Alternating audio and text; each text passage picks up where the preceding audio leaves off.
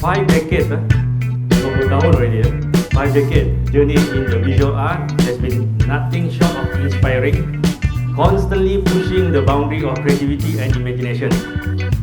Okay, without further ado, let's hear from the man himself. Please join me in giving a warm welcome, Prof. Dr. Tajuddin Ismail. I'm very honored that I have so many friends that I've yet to meet, some new and perhaps some old friends. There's always something pushing me that I have to create, I have to move, I have to think.